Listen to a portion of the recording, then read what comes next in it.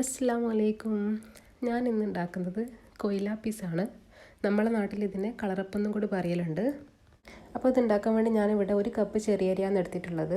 ഇതിനെ നന്നായി കഴുകിയതിന് ശേഷം 1-2 മണിക്കൂർ വെള്ളത്തിൽ കുതിർത്ത് വെച്ചിട്ടുണ്ടായിരുന്നു. പിന്നെ അതിനെ ഒന്ന് ഊറ്റിയതിന് ശേഷം മിക്സിയിലിട്ടൊന്ന് അരച്ചെടുക്കണം. അരക്കുമ്പോൾ ഞാനിവിടെ ചേർക്കുന്നത് 1 കപ്പ് കട്ടിയുള്ള തേങ്ങാപ്പാലാണ്. അതിൻ്റെ കൂടെ തന്നെ ഞാൻ 1/2 കപ്പ് പഞ്ചസാര കൂടെ ആഡ് ചെയ്തിട്ടുണ്ട്. അത്യാവശ്യം മധുരം ഉണ്ടായിരുന്നു. അപ്പോൾ നിങ്ങൾക്ക് കൂടുതൽ മധുരം വേണമെന്നുണ്ടെങ്കിൽ കുറച്ചുകൂടി ആഡ് ചെയ്യാം. അരച്ചതിന് ശേഷം ഞാൻ ഒന്ന് അരിച്ചെടുത്തിട്ടുണ്ട്. നമുക്ക് സ്മൂത്തായ ലൂസായിട്ടുള്ള ബാറ്ററാണ് വേണ്ടത്. ഇതിലേക്ക് ഒരു നുള്ളു ഉപ്പ് കൂടി ചേർക്കണം, മധുരം ബാലൻസ് ചെയ്യാൻ വേണ്ടിയിട്ട്. ഇനി ഇതിന് ഞാൻ 3 പാർട്ടാക്കി മാറ്റിയിട്ടുണ്ട് കളർ ചേർത്ത് കൊടുക്കാൻ വേണ്ടിയിട്ട്. എന്നിട്ട് ഒന്നിൽ ഞാൻ ബ്ലൂ കളറും ഒന്നിൽ പിങ്ക് കളറും ആഡ് ചെയ്തിട്ടുണ്ട്. ഇനി ഇതിനെ വേവിച്ചെടുക്കാൻ വേണ്ടിയിട്ട് ഞാനൊരു പാനിൽ വെള്ളം വെച്ചിട്ട് അതിലൊരു റിങ് വെച്ചെടുത്തിട്ടുണ്ട്.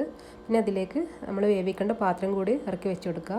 അതിലാണ് ഇത്തിരി നെയ്യ് തടവിയിട്ടുണ്ട്. എന്നിട്ട് നമുക്ക് ഓരോ കളറായി കുറച്ചായിട്ട് ആഡ് ചെയ്തിട്ട് വേവിച്ചെടുക്കുക. ഓരോരോ ലെയറായിട്ട് 2-3 മിനിറ്റ് മതി വേവാൻ വേണ്ടിയിട്ട്. അങ്ങനെ ഓരോ ലെയറായിട്ട് ഒഴിച്ചെടുത്തിട്ട് വേവിച്ചെടുക്കുക. ഞാനിവിടെ അവസാനത്തെ ലെയർ കൂടി ഒഴിച്ചിട്ടുണ്ട്. എന്നിട്ട് അവസാനം ഒരു 3-4 മിനിറ്റ് ഒന്ന് കുക്ക് ചെയ്തെടുത്താൽ നമ്മളെ കൊയിലാപ്പീസ് റെഡിയാവും. അപ്പോൾ എനിക്കിതിവിടെ കറക്റ്റായിട്ട് കിട്ടിയിട്ടുണ്ട്. ഞാനൊരു വേറെ പാത്രത്തിലേക്ക് അമർത്തിയിട്ടുണ്ട്. അതൊന്ന് ചൂടാറി കഴിഞ്ഞാൽ കട്ട് ചെയ്തെടുക്കാം. അപ്പോൾ ഇന്നത്തെ കളർഫുൾ വീഡിയോ എല്ലാവർക്കും ഇഷ്ടമായി എന്ന് വിചാരിക്കുന്നു. ഇപ്പോൾ ഈ റെസിപ്പി ആദ്യമായിട്ട് കാണുന്നവരുണ്ടെങ്കിൽ എന്തായാലും ഒന്ന് ട്രൈ ചെയ്ത് നോക്കണം. നല്ല ഹെൽത്തി ആയിട്ടുള്ള സ്നാക്കാണ്. ആവിയിൽ വേവിച്ചെടുക്കുന്ന അരി കൊണ്ടുണ്ടാക്കുന്ന സ്നാക്കാണ്. അപ്പോൾ എല്ലാവരും ഒന്ന് ട്രൈ ചെയ്ത് നോക്കണം.